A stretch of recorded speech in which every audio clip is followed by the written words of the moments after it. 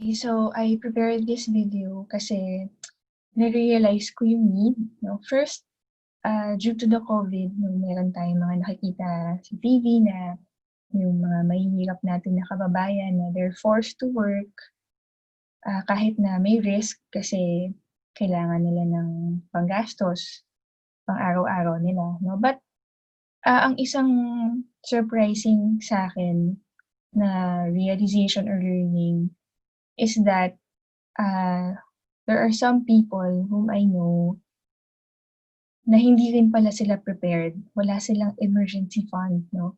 And yung mga tao na 'to, hindi sila minimum wage earner. They are earning more than that. And yet, I'm quite surprised to know and to learn na yun nga, wala rin silang enough money na naitabi for these kind of situations, alright? So, basically ang matututunan niyo dito sa video na 'to is papaano yung pera na meron kayo, paano niyo siya dapat hinahawakan, alright? So, start na tayo.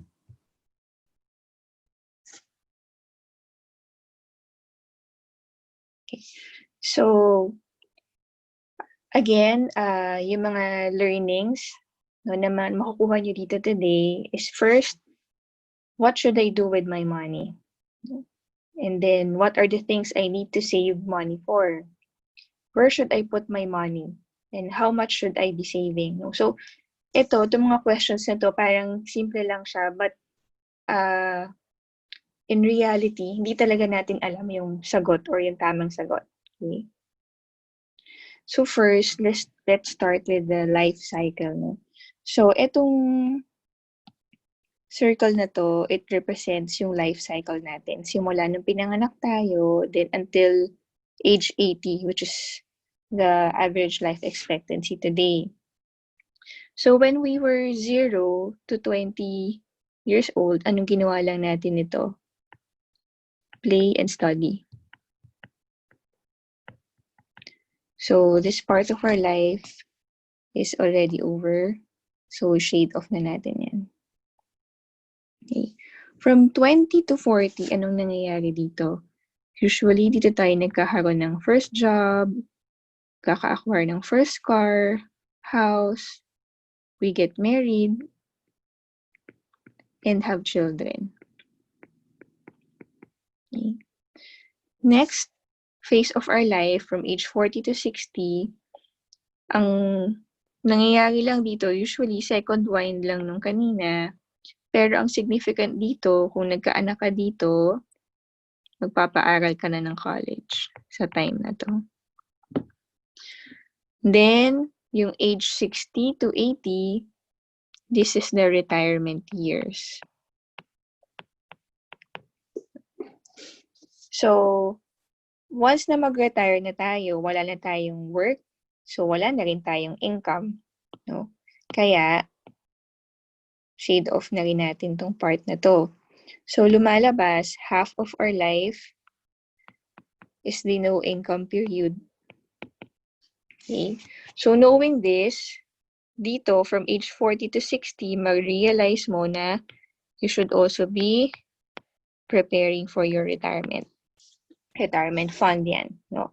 So, emphasize lang natin, ngayon na nakita na natin yung life cycle, ano-ano yung mga bagay na dapat pala pinaghahandaan natin financially. Oh, number 1, yan, lahat tayo, normally, we would expect na magkakaroon tayo ng sariling family. So, alam mo na magpapagawa ka ng bahay eventually.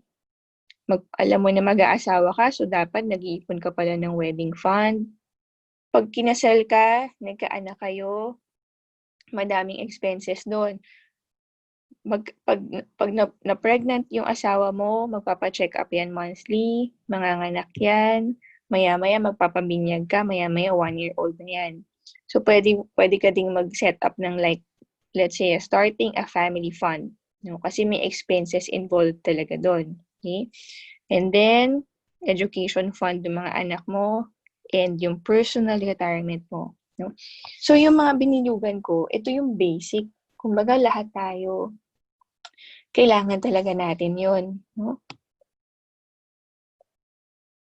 Now, So, ano ba yung sitwasyon? Okay? Diba, sa isang family, sa isang unit of family, merong isang breadwinner. Ito yun. Ikaw yun. Okay? So, ikaw, nagtatrabaho ka to earn income. Okay? So, ito, nag-work ka, nag-earn ka ng money. In turn, yung money na ina-earn mo,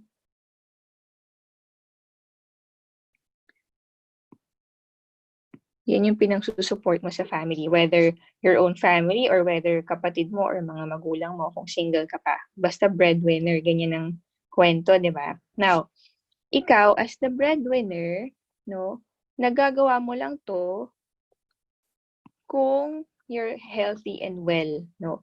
Pero merong mga darating sa buhay, possible lang naman, no. Hindi natin sure kung ano mangyayari. Eto sila, pwedeng magkaroon ng sickness, pwedeng maaksidente, disability, or untimely death, no? Hindi natin alam. But the thing is, ang importante lang matutunan natin today, kung mangyari man to, no, kahit alin dito, mawawala, may nangyari sa atin, no, so hindi na tayo makakapag-work, kasama nating mawawala yung income na ina-earn natin, no? So, kung ganun pala yun, paano na sila? Saan sila kukuha ng support or ng money? Okay? So, yun yung importance ng proper planning. So, basically, ang natutunan natin sa slide na to, na kailangan nating mag-ipon for our future needs. No? So, kaya susunod nating pag-uusapan is cash flow. No? Paano natin may improve yung cash flow natin? Okay? So, di ba ang scenario, again, nagtatrabaho tayo to earn income. Okay? So, yung income na yun, gagastusin natin siya. Okay? Little did we know na yung income or yung pera na kinikita natin, nauubos lang siya sa expenses. So, pag naubos na yung pera mo, magpo-work ka ulit para magkapera ka ulit, no? So, nagiging cycle lang siya.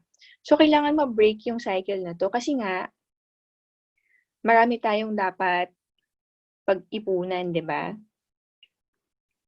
So, dapat dumating tayo sa point na dito sa income na to, meron tayong na itatabi na savings.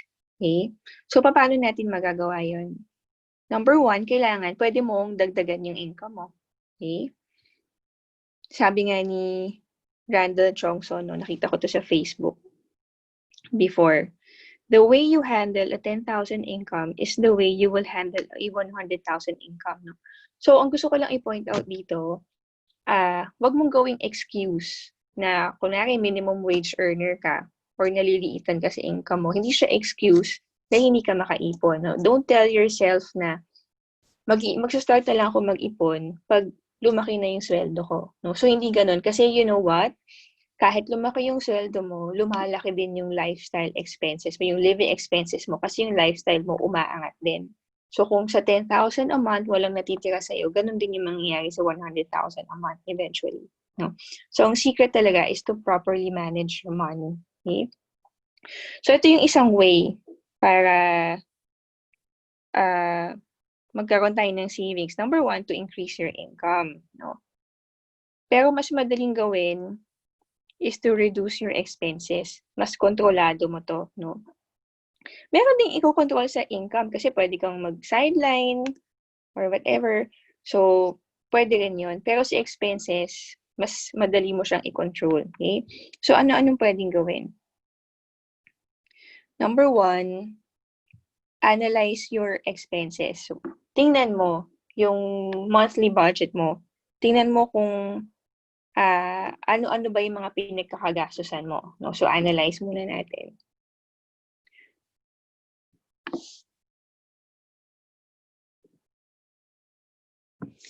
Number two, know where your money goes. So, there was a time, ginusto ko din na lumaki yung savings ko, na lumaki yung extra money ko on a monthly basis para makaipon ako ng madami. So, ang ginawa ko, inanalyze ko like credit card statement, kinategorize ko siya kung saan, kung ano-ano yung mga credit card charges namin, whether dine out ba yan or grocery ba yan, etc. No? So, pati yung cash transactions ko, nililista ko siya. No? So, meron kayong mag-realize doon. Meron magiging learning. Okay? So, ako personally, para ma-appreciate nyo yung activity na to, ang na-discover ko doon, ang laki pala ng ginagastos namin sa dine-outs, no, eating out. So, nilimit ko siya. Okay? Meron talaga, mababawasan talaga yung expenses nyo pag inaral nyo kung saan napunta. Tapos kasi pag nakikita nyo yung total amount, manghihinayang kayo dun sa money. Okay? So, number 3, ngayon na inanalyze mo na yung expenses mo, nalaman mo na kung saan pala napupunta yung pera mo, so it's time to reduce or eliminate. Aalisin mo na yung hindi kailangan, babawasan mo yung like, kunwari gasoline, no? Siguro, ililimit mo na lang yung trips na hindi naman important, okay? So, para ma-reduce siya, tas yung mga hindi important, eliminate mo, okay? So, in that way, magkakaroon ka talaga ng excess money or increase in cash flow. So, during that time also, yung shinare ko na inanalyze ko yung expenses namin, naghanap ako ng expense tracker na app, no? So, ako yan yung nakita ko, si Good Budget. User-friendly siya, madali lang siyang intindihin, no? Para siyang, old school na envelope system, na digital, kunwari, itong groceries. Ito yung mga envelopes nyo. Mag-create kayo ng envelopes. Yan. No? So, lalagyan nyo siya ng budget. Ito yung budget. So, let's say, ang budget ko sa groceries ng isang buwan is, let's say, it's 10,000. No? Yan. So, every time na may bibilin ako sa grocery, ililista ko yon. So, ito yung total na expenses sa grocery. For example, dyan makikita mo. So, pag ito, umabot na siya ng 10,000, signal na yun for me na, kailangan ko nang ilimit yung purchases ko kung ayaw kong mag-exceed sa budget ko. Okay? So, yan si Good Budget. Very useful siya ng impact niya sa akin na personally. Meron kasi ako dyang lifestyle na envelope, no? So, sa lifestyle, dun ko nire-record yung, nag-set ako ng budget for a month, tapos dun ko nire-record yung mga expenses na unnecessary. Like, kunwari, magmi-milk tea ka, or meron kang meron akong gustong bilhin na cake, or whatever. Tapos, ang magastos kasi ako sa mga anak ko bibilihan ko ng toy, gusto ko may pasalubong, ganyan. So, medyo malaki pala yung nagagastos ko doon before without me, nung hindi pa ako naglilista ng expenses. No? Nung na-download ko na yung app, every time talaga na bibili ako, nire-record ko dyan. So, nakikita ko na parang ang effect niya sa akin, oo nga, parang magastos pala ako. Parang kalahati pa lang ng buwan, mahihit ko na yung budget ko for the month. So, kailangan ko na mag-stop, gumastos. So, yung effect niya, makakatipid ka talaga. Kasi iba yung visually nakikita mo. As compared sa nilalabas mo lang lagi yung money, pag naubos na yung pera mo sa wallet mo, mag-withdraw ka lang ulit. Kaya nauubos yung pera natin eh. So, yan. Ito yung masasuggest ko. Maraming ibang apps, no? Kayo bahala kung anong gusto nyong app as expense tracker. So, now, na alam na natin kung paano natin i-increase yung cash flow natin. No?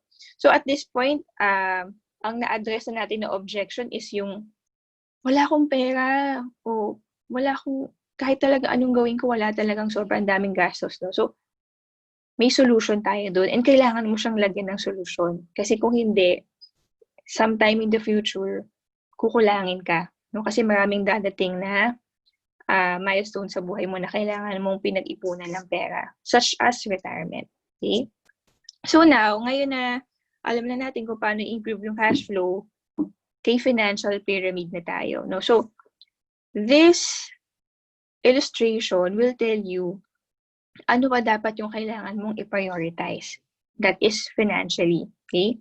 So, yung nasa base, parang yung food pyramid, di ba? Yung nasa base, which is protection, siya yung first priority, no? Protection ba against what? Against risks. No? Ano-ano yung mga risk na yon? natakalan natin to sa previous slide natin. Risk na baka may dumating na untimely death. Risk na baka biglang may magkasakit. Risk na baka biglang dumating na natural calamity. Yung COVID ngayon, ito yun ito yung definition niya. Hindi natin inaasahan lahat to, di ba? And yet, dumating siya. Risk na baka biglang mawalan ka ng work o malugi yung business mo. Okay? Ang ano kasi, itong mga risk kasi na to, pwede siyang mangyari, pwedeng hindi. It may or may not happen, no? But the problem is, hindi natin nga sure kung dadating or hindi, tapos kung kailan, no? So, better be protected. Kaya yan niya, ang pangalan niyan, protection. Okay? So, dito sa protection, ang first na dapat nating iset aside is emergency fund. Si emergency fund, ang ma-address niya kasi itong natural calamity na hindi mo ina-expect or biglang job loss, etc. No. Next is life insurance. Ang ina-address ng life insurance, untimely death. No. Next is health insurance. Ang ina-address na risk ng health insurance is unexpected illness or disability. Okay? Yan. So, discuss natin siya isa-isa. Okay? So, si emergency fund, pagka employee ka, kailangan mo na emergency fund is 3 months of your living expenses. So, kung ang gastusin mo sa isang buwan, 10,000 times 3 months, 30,000 ang kailangan mong emergency fund na maipon. Again, para saan sa emergency fund? Para sa mga bagay na hindi mo inaasahan, like calamities, like yung nangyayari ngayon, yung COVID, or temporary job or business loss. Okay? Kung business owner ka, 6 months yung kailangan mo na emergency fund. Bakit? Kasi ang empleyado daw, kung mawala ng work, it takes roughly about 3 months para makahanap ka ng bagong work. Pag business owner ka naman, kung naka-experience ka ng losses, it takes around 6 months para makabawi ka sa business mo, no? So ngayon, pag naipon nyo na yung ideal nyo na emergency fund, saan nyo sa ilalagay? Sa bangko, sa savings account. Bakit? Bakit sa bangko? Kasi pag yung deposit sa bangko, kunwari nag-deposit ka today, mag-withdraw ka after 1 week, 1 month, 1 year, 10 years. Hindi nagbabago yung amount ng pera mo doon kahit kailan mo i-withdraw. So you need that guarantee na kung ano man yung pinasok mo na pera, yun din yung mawi-withdraw mo. Kung kailan man dadating yung emergency, no? And kasi pag may emergency, kailangan mo yung mabilis mong mawi-withdraw. Kaya sa bank yan bagay, yung emergency fund. Next is life insurance. So, kanina, dun sa slide natin nung may life cycle, na-explain natin doon na yung breadwinner, siya yung nag-earn ng income, di ba? Pero yung income niya, kung may mangyari sa kanya, kasama niya ding mawawala yon. Okay? So, ito naman, it's another way to explain the need for insurance. Okay? So, for example, ito yung mga living expenses, di ba? Yung mga regular bills na nare-receive natin monthly and binibili natin monthly. So ngayon, eto mga to, nababayaran mo siya kasi nandyan ka para mag-work. Okay? Kaya kaya natin i-afford lahat to. But the thing is, so if ever kumuha ka ng insurance, andyan yung insurance premium. Okay? Again, yung salary mo is only true habang buhay ka. Kung nandyan ka at buhay ka. Pero pagka nawala ka, tuloy-tuloy pa rin itong expenses na to, di ba? Except for life insurance. Kasi kung kumuha ka ng life insurance, nawala ka na, makakakuha ng life insurance money yung beneficiaries mo, which is your family. Okay? So, ito na yung magbabaya dun sa expenses na tuloy-tuloy pa din kahit mawala ka na. Okay? So, next question. How much life insurance should I have? No? So, yung insurance na kailangan na meron ka, depende yun sa circumstances mo. So, kung may anak ka na, mag-base ka na lang dun sa anak mo, no? So, yung bunso mo, sa tingin mo, ilang years pa siyang aasa sa'yo, no? Or ilang years pa siya aasa sa income mo, no? So, tas i-compute mo, magkano ba yung ginagastos nyo sa living expenses every month, no? Bukod sa living expenses, yung education cost pa nila. No? So, lahat-lahat ng yun, kung magkano man yun, ideally, yun dapat yung insurance coverage na meron ka. Okay? Basta, yung coverage mo dapat, kung magkano man yung amount of money na kailangan sa'yo ng mga tao na umaasa sa income mo. No? Kasi hindi naman necessarily na magulang lang to papunta sa anak eh. Yung iba sa atin is single siya pero umaasa sa kanya mga magulang niya, mga kapatid niya. Okay? So magkano ba yung cost ng life insurance? Pabago-bago kasi yan, depende sa age. Pero para lang may idea kayo, para sa 30 years old na 1 million coverage, mga 1.7 a month. Okay? Ngayon, si life insurance, ang advantage niya is immediate cash, no? Kung tutuusin ito, di ba? Tinuro ko kung magkano ba dapat yung coverage na meron ka. Kung magkano man yung na-compute mo, kung tutuusin, pwede mo naman pag-ipunan yun eh. Pwede ka namang hindi bumili ng life insurance. Ipunin mo na lang. Okay? Especially kung you can really afford it, pwede naman. Huwag ka na kumuha ng insurance, no? Pero, hindi lahat ng tao ganun. Okay? So, kung i-compare natin dun sa isa-save mo na lang yung money or yung coverage na kailangan mo, let's say it's 1 million, compared sa magbabayad ka na lang ng 1.7 per month, kung may mangyari sa'yo, 1 million kagad din for your family, ang advantage ni insurance is magpo-provide siya sa'yo ng immediate cash. 1.7 pa lang yung naibayad mo, the next day kung may nangyari kay Juan de la Cruz, 1 million yung makukuha ng family. So, immediate cash siya. Hindi mo na kailangan mag-antay para maipon mo yung amount na yun. Okay? Yan. So, next is health insurance. So, sa health insurance naman, unlike sa life insurance na meron tayong idea magkano ba dapat yung coverage natin, sa health, hindi ganun kasi case-to-case basis to. Iba-iba kasi yung cost of medical treatment, no? So, ito, pinapakita lang dito yung cost, kunwari acute heart attack, so para ma-treat ka for that, almost 1 million. Kung stroke, almost 2 million. Same with cancer. No? So basically, dyan naglalaro yung amount ng medical treatment. No? But again, case-to-case basis siya. So yun na nga yung answer. So how much health insurance should I have? No? So depende. So, magkano yung cost ng health insurance?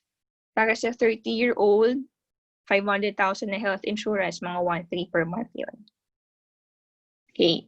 So, kanina, ang diniscuss natin is protection. No? So, tapos na tayo sa protection, na-discuss natin lahat, di ba? Emergency fund, life, and health insurance. So, ito na yung, kung tapos na tayo sa protection, saka tayo aakyat sa next stage, which is building wealth or wealth accumulation. Dito na papasok yung life milestones, yung mag-iipon ka ng education fund, retirement fund, gusto mo ng travel fund, gusto mo ng bahay, dito mo na siya iipunin. Okay? So, there are 3 common behaviors towards money. No? Kung paano ba hinahandle ng mga tao yung pera nila. So, first behavior, pag-receive ng income, gagastusin. Kung may sumobra man doon, ang tawag sa kanila accidental savers. Hindi sinasadya na may natira. Nagkataon may natira. Behavior number 2 is the worst behavior. Nauuna yung gastos, pag-receive ng income, pagtatapa lang niya doon, ang result, utang pa din. So, ito yung ideal behavior. Pag-receive ng income, babawas ka na ng savings. Tapos yung matitira, iba-budget mo siya para magkasya kung ano man yung mga kailangan mong gastusin. Okay. So, pag nagbasa kayo online, marami kayong mababasa na articles. Meron magsasabi, ideally, you should be saving 20% of your monthly income, iba 10%, etc. No? But, in my opinion, itong savings na 'to meron niyang, exact amount, 'no. Depende yung amount na 'yan sa lifestyle na gusto mo tsaka sa financial goals mo. Kasi iba-iba tayo ng gusto naman, 'di ba, and iba-iba tayo ng circumstances. So, yung susunod na portion, yun yung aalamin natin, magkano ba dapat yung sine-save mo, okey? So, again, sa part na 'to, ito yung masasagot natin, know how much I need to save, okey? So, dito sa part na 'to, ilista mo or isipin mo ano-ano ba yung mga financial goals mo, okey? On top of dun sa basic na napag-usapan natin kanina like yung education fund, retirement fund, et cetera. So, lahat ilista mo dito, ta's lagyan mo siya ng time horizon. Like kunwari, ang goal mo is gusto mo ng sulat natin. Gusto mo na makabili ka ng house for your family. Ta's gusto mo in 10 years time magawa mo na yun, mabili mo na yun, 'no? So, magkano ba yung bahay na gusto mong bilhin? Ilagay mo dito, let's say it's 3 million. So, ganyan, 'no? Kailangan natin 'yan kasi iko-compute natin magkano ba dapat yung sine-save mo ngayon para in 10 years time maipon mo na yung 3 million. Okay? Ayan, so fill out ko siya para lang for discussion purposes, okay? Para mas madali nating maintindihan. So sa example ko na 'to, yung house, yun in 10 years, gusto mo mag-purchase ng house, 3 million yung cost, kinompute ko na kung magkano yung dapat sinisave. Ito, 1 year to, no? Magkano dapat sinisave mo in a year para mabili yung bahay, okay? And so on. Ito naman, in 19 years, magka-college yung anak ko. Ang total education cost niya, 1.7 million. Ito dapat yung sinisave ko starting today. For 19 years ko itong gagawin. Okay? So, ganun siya, no? Ngayon, ito, maghanap na lang kayo. Marami naman ng apps ngayon. So, ang mangyayari lang kasi, kunwari, yung bahay, 3 million yung gusto mong bilhin. Okay? So, maghanap kayo ng calculator, yung mga may present value and future value. So, ito yung future value, no? So, i-compute mo yung present value, magkano ba dapat yung sinisave mo ngayon para mag-grow ka ng 3 million in 10 years time. So, ganun lang gagawin nyo. Pwede nyo ring is either kung gusto nyo kayo yung gagawa, hanap lang kayo ng mga calculators, or pwede ko rin naman to i-compute for you, no? Basta bigay nyo lang sa akin tong time horizon and yung cost, okay? So, ganun lang yung gagawin. So, ngayon, pag tinutal natin lahat ng financial goals, ito yung 875,000 yung annual na dapat iniipon mo or sineset aside mo para maipon mo nga yung mga yan, okay? So, para mas madali tayong nakaka-relate sa monthly figure kasi nare-relate natin siya sa monthly income natin. No? So, ang total niyan, yung 875, pag dinivide ko sa 12 months, 72,000 per month dapat yung iniipon. Okay? Para magawa niya ang lahat ng financial goals niya. Okay? Yung 72,000 na yan, kung kaya mo yung i-afford, congratulations sa'yo, no? Kasi, sure ka na secured ka na financially, okay? Pero kung kulang yung money mo dun sa 72,000 or kung ano man yung ideal na savings mo per month, okay lang yun, no? Kasi, take note, ito buong buhay mo na to na financial goals na kailangan mong ipunin. So, ang solution dun, kung kulang man, magpa-prioritize ka lang. Una-una lang muna, no? So, kung hindi kaya, dito sa example natin, 4 kasi itong financial goals, di ba? So, mamili ka, ano yung pinaka-important muna sa'yo? Let's say, gusto mo muna yung bahay. Di, unahin mo muna pag-ipunan yung bahay. So, ganun lang siya, magpa-prioritize ka lang. Okay? So, again, itong slide na to, nalaman na natin magkano ba dapat yung iniipon natin. So, dun sa monthly income natin, magkano ba dapat yung tinatabi natin? Okay? Tapos, tandaan lang natin itong 875,000 na annual ideal savings natin. No? Gagamitin natin siya sa next slide. So, nung nalaman mo na sa previous slide, magkano ba dapat yung sinisave mo, dito sa slide na to, malalaman natin magkano ba yung meron ako, no? Kailangan din nating malaman yun. Okay. So first, ang question ko dito, para ma-answer niyo yung excess income niyo monthly, dun sa monthly salary niyo, kung ang ibabawas nyo lang is living expenses, meaning yung essential expenses lang, no? Wala munang lifestyle. Lifestyle meaning luho, no? Wala munang luho, magkano yung magiging excess mo na income monthly? Okay? O, lagyan ko ng answers para meron tayong example para masundan nyo. Okay? Let's say, dun sa monthly salary mo, minus yung mga living expenses mo, may extra ka na 10,000 every month. So, sulat mo dyan. Tapos, i-multiply mo yon sa 12 months para makuha natin yung excess mo in a year. So, that is 120,000. Okay. So, idagdag mo yung bonuses, no, na meron ka na makukuha mo sa company mo for the whole year. Tapos, kung meron ka pang ibang sources of income, idagdag mo na din. So, let's say, including other sources, meron kang 100,000 pa in 1 year. Okay. So, magkano ngayon yung excess mo na money per year? I-add mo to si 120 saka si 100,000. So, that is 220,000. Okay? So, yung 220, ito yung money na meron ka, na excess mo per year. Okay? So, ngayon, i-allocate na natin yung excess money mo. Okay? So, ino-compute natin sa kabila, 220,000. Yan yung excess money. Ito yung pera na meron ka. Okay? So, di ba sabi sa financial pyramid, priority natin, protection. Okay? So, ano-ano yung mga protection goals? Emergency fund. For example, yung emergency fund mo, kunwari, ang living expenses mo in a month is 20,000. So, times 3, it is 60,000. Okay? Life insurance. For example, gusto mo muna ng 2 million na coverage. So, ang cost no, let's say it's 40,000 per year. Okay? Let's say sa life insurance, gusto mo muna ng 500,000. So, let's say 20,000 a year para madali mag-compute. Yan. Yan yung premium, no?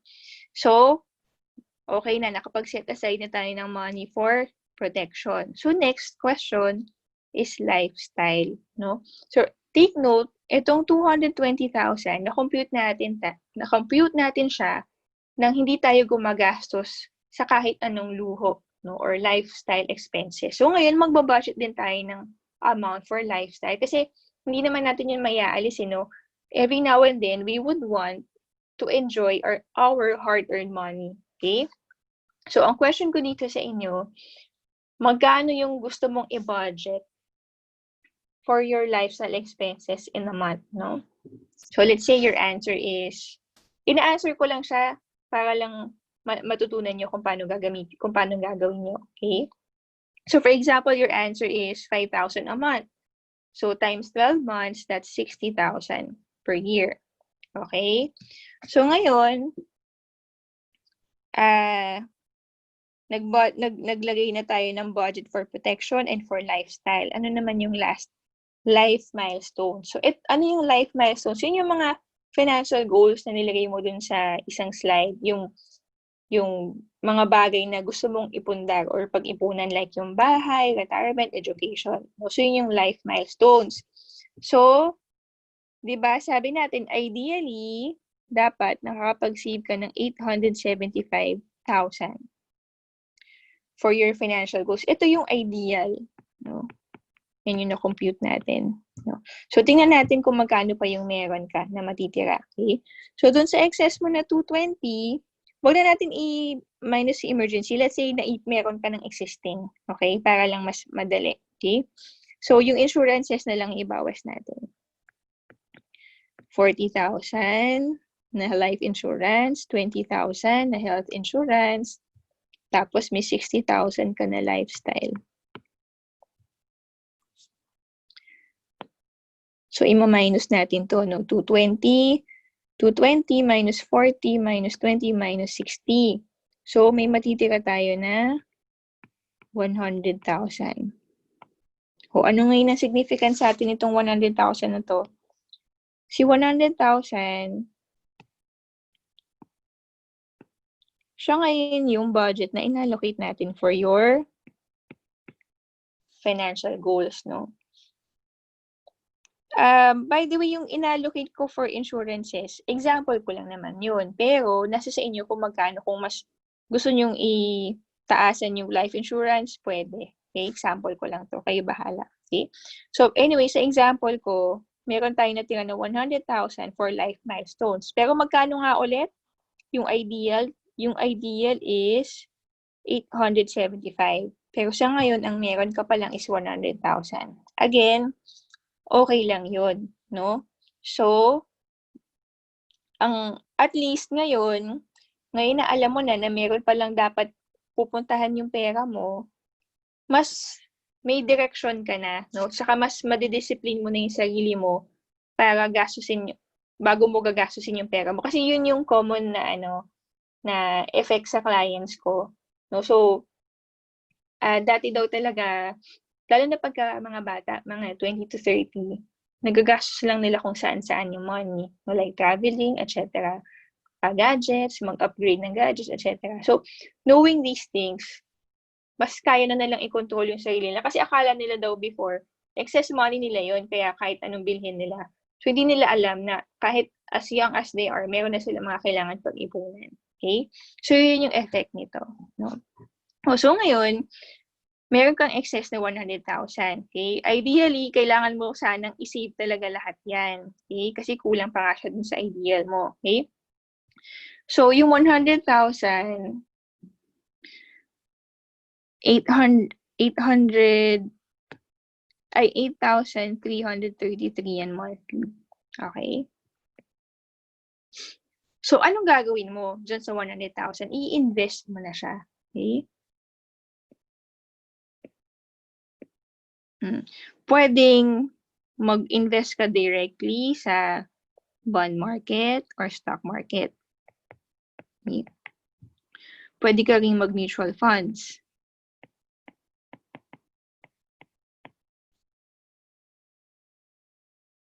Or sa amin sa Sun Life, meron kaming tinatawag na single pay. Para lang siyang mutual fund, no, lump sum investment na may konting insurance involved. Okay? So, actually marami pang iba. No? Kung meron pa kayong ibang alam na kung saan mag-earn yung money nyo, yun. Basta, ang important, tumutubo yung 100,000. Okay? By the way, balikan ko pala yung slide kanina, no? Ito pala, no? So, pag magko-compute kayo nito, gagamit kayo ng rate of return, no? So, ang mas re-recommend ko na na rate na gagamitin nyo is 8%, no? Or discount factor. Kasi ang average na kinikita ng stocks ngayon, equity fund, yun kasi yung pinaka highest return na fund, diba? 10%, no? So, para mas conservative, 8% na lang muna gamitin nyo. No? Mas reliable yun. Okay. So, basta ang idea, yung 100,000 na meron kayo, na may budget kayo, kailangan ini-invest nyo. So, ito na nga yung mga example kung saan nyo pwede siyang ilagay. Ngayon, caution lang dun sa may mag-i-invest directly sa bond and stocks. Ganito yan. Especially sa stock market. Kasi very volatile doon. Ito, maganda lang na mag-invest ka dyan. Number one, if you have the time to do so. No? Kasi, imo-monitor mo yan, ima-manage mo yan. And number two, if you have the knowledge, the right knowledge, and expertise to do it. Okay? Kasi, otherwise, kung wala yung dalawang factors na to, medyo risky siya. No? Ang difference naman ni mutual funds, ito, merong fund manager na gumagawa na nung research and analysis for us. No? So, kung wala ka nitong time, wala kang enough knowledge and expertise, kay mutual fund ka na lang. Okay? So, kunwari, napili mo si mutual funds. Okay? So, ideally, di ba, meron kang 8,000 per month. na allowance para dito, no, na allocation para dito, tapos ilalagay mo siya sa mutual funds. Ang nire-recommend ko sa clients ko, they do auto-debit, no? Pero hindi lahat willing, kahit na i-compute namin na extra nila to, you may not be willing to have it automatically debited to your account, from your account monthly, no? So, kayo mag-decide, out of dun sa 8,000, magkano yung feeling nyo talaga na magiging extra nyo on a regular basis. O, let's say, it's 5,000. So, pwedeng i-auto-debit nyo 5,000 sa mutual funds. Tapos, yung remaining na 3,300, it's up to you. So, kung na-save mo siya, edi i-manual mo na lang yon. I-add mo manually sa existing mo na account. Okay, so ganun na lang. Ganun yung usually nangyayari.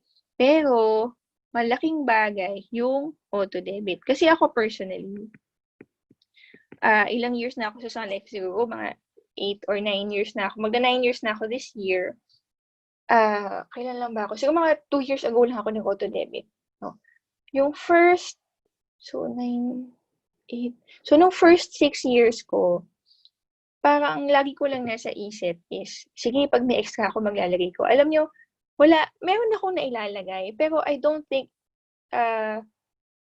enough siya para doon sa kaya ko talagang ilagay. No? Kasi ang lagi kong, pag hindi kayo naka-auto-debit, ang lagi yung iisipin dyan, ay, baka may babayaran ako, saka ko na lang to ilalagay. Tapos makakalimutan ko na yun. So, hindi ko na nasisave yung money, nagagastos siya. Okay? So, ngayon, nung nag-auto-debit ako, hindi ko nararamdaman, pero nakakaipon ako. No? Kasi pag hindi mo na nakita doon sa bank account mo, hindi siya masakit kasi hindi mo na nakita na nawala siya. No? Unlike yung ikaw mismo yung maglalabas intentionally, saka yung aware ka na ilalabas mo yun. Parang feeling mo, may psychological effect siya na feeling mo gasto siya, feeling mo expense siya, ayaw mo mag-part ways dun sa cash mo. No? So, ganun yung effect niya. So, malaking bagay yung auto-debit. Number 1, hassle-free. Number 2, na-ensure mo na regularly ka nakakapag-save. And number 3, mas malaki talaga yung masisave mo. Okay? So, after this, meron lang ako i-discuss na concept. Kasi, di ba, nandun na tayo sa point na, sige, kailangan mong mag-invest. Alam mo na dapat ka nag-iipon. So, kailangan mo mag-invest. So, may ituturo lang ako na concept. So, first is the concept of inflation. No? Simply put, yung inflation, ibig lang naman sabihin yan, yung pagtaas lang ng presyo ng bilihin. No? Parang, nung high school, basta ang naalala ko, pinakamababang pamasahe sa jeep na naalala ko, 150. No? So, ngayon, magkano na 9 pesos. Inflation yun. No? So, yun lang yung inflation. Okay. So, ano ang effect ng inflation sa presyo? Okay. For example, ang 1 kilo ng bigas is 40 pesos. After 1 year, dahil sa inflation, ang ginagamit pala natin na inflation rate is 5%. No? Yung 5% kasi, yun yung 15 to 20 years na average inflation natin dito sa Philippines. So, using that 5% average inflation, yung 40 pesos, after 1 year, magiging 42 pesos. Nagmahal na siya by 5%. Okay? So, yun yung effect ng inflation sa price. No? Sa cash mo, sa money, paano yung impact ng inflation? Kung meron kang 10,000, no? Tapos nilagay mo lang yun sa wallet mo, pagkatapos ng 1 taon, 9,500 na lang yung value niya. Meaning, pag binilang mo yung cash mo sa wallet, 10,000 pa din yung mabibilang mo. Pero, yung kaya niyang bilhin is worth 9,500 na lang. Gumaba na yung purchasing power niya. No? So, yun yung ibig sabihin ng inflation. No? So, bakit ko ito pinapaliwanag? Ganito.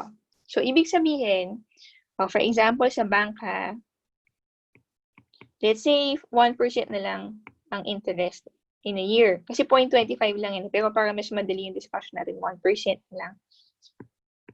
Ang inflation is 5% average. So, mas malaki yung inflation by 4% kesa sa bank. So, ibig sabihin yan, kung meron kang pera sa bangko, nalulugi siya by 4% every year.